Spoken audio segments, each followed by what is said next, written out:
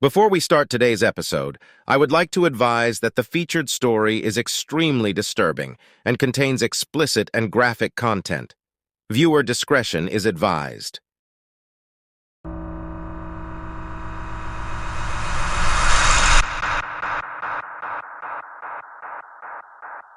In 1979, a river overflowed near the town of Ambato in Ecuador, and the bodies of 4 girls were washed up on the riverbank. The police investigation found that 3 of the young girls had been strangled with such force that their eyes had popped out of their sockets. The 4th girl was found with her eyes frozen open with a look of terror on her face. Not long after the flooding, a local woman named Carvina Poveda visited the local market with her 12-year-old daughter Marie when a man attempted to abduct her. Local merchants were able to overpower 31-year-old Pedro Alonso Lopez and hold him until the police arrived.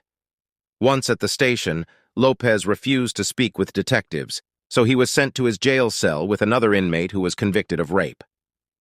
At first, Pedro did not reveal much of anything, but slowly he began to open up to his new cellmate and began to tell him details of his crimes, and over the next 27 days, Pedro would confess his most gruesome secrets in the following story. Pedro was born on October 8, 1948, in Venadillo, Tolima, to parents Benilda Lopez de Cataneda and Medardo Reyes. He was the 7th of 13 children. His father, Medardo, was married to another woman at the time of Pedro's conception, which was a result of an affair he was having with Benilda.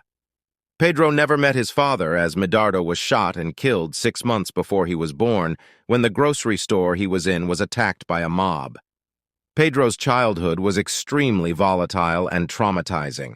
His mother Benilda was a prostitute, and Pedro would unfortunately watch his mother have sex with clients. She also used very cruel and abusive behavior to keep her children in line. When Pedro was 8 years old, Benilda caught him molesting his youngest sister, so she decided that she didn't want him living in the home because she felt he was a danger to the other children. She abandoned him in a deserted part of town. However, Pedro would find his way home again. When he returned home, his mother gathered his belongings and accompanied him on a bus to Bogotá, Colombia's capital, which was more than 200 miles away from their home, where she left him again.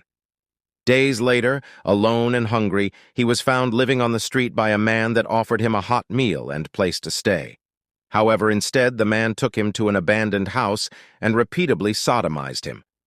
After the incident, for the next 4 years, he would live on the streets where he joined a gang of street children for protection. During this time, Pedro became addicted to bazuco, a type of drug derived from cocaine.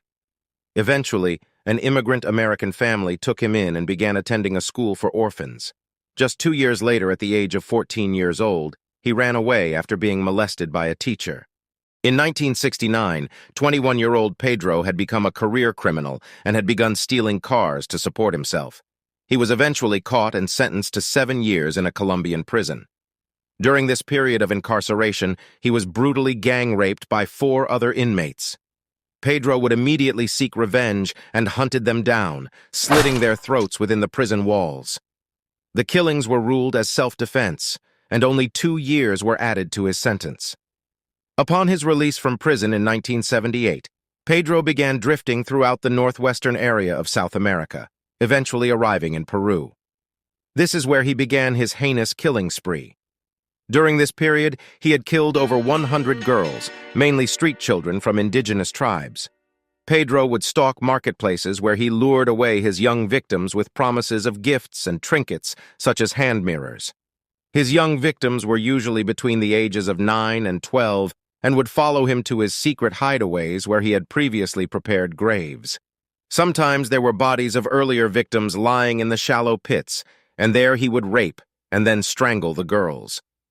In 1978, he was captured by Ayachucos Indians when he attempted to abduct a 9-year-old girl from their North Peruvian community. The Ayachucos tribal laws dictated that anyone caught for such a crime would be sentenced to death, a punishment which involved being buried alive. He was beaten and stripped of his clothing by the Indians and covered with syrup in hopes he would be eaten alive by ants. He was buried up to his neck, but was saved by an American Christian missionary who came to the tribe and convinced them to hand him over to the Peruvian police. They begrudgingly accepted, and he was tied up and placed in the back of her Jeep. She then drove him to the Colombian border and inexplicably let him go. Pedro would later comment that he did not attempt to hurt the missionary because he was not attracted to her as she was too old. Now a free man again, Pedro Lopez left Peru and continued his murderous spree between his native Colombia and Ecuador, roughly a 1,000 miles radius, adding another 240 murders to his roster. Pedro would quickly regret disclosing his secrets to his cellmate, as he had lied about being a convicted rapist. In fact, he was no criminal at all, but an undercover officer posing as an inmate to gather information from Pedro. At this point, Pedro would decide to go over the details of his crimes with detectives and would go on to attribute his behavior to his own lost innocence at the age 8. He said he decided to do the same to as many young girls as he could. He also said that after he was captured by the Ayachucos tribe and relocated back to Colombia and later Ecuador, he had begun killing about 3 girls a week. He then disturbingly told detectives that he liked the girls in Ecuador, as they are gentler and trusting and more innocent. They are not as suspicious of strangers as Colombian girls. He said he would walk amongst the markets and search for a girl with a certain look on her face, a look of innocence and beauty. He would often choose girls who would be working alongside her mother. He followed them, sometimes for 2 or 3 days, waiting for the moment when she was left alone. He would give her a pretty, shining trinket, then get her to leave with him for the edge of town where he had promised to give her another trinket for her mother. He gained the trust of his victims, and once he had them alone, he would hold them in his arms, like a loving parent. He explained that at the first sign of light he would get excited. He forced the girl into sex and put his hands around her throat, and when the sun rose, he would strangle her. It was only good if he could see her eyes. He also said he never killed any of his victims at night because he wanted to watch their last moments during daylight. He said it would take 5 to 15 minutes for the girls to die and claimed he was very considerate. He would spend a long time with them making sure they were dead.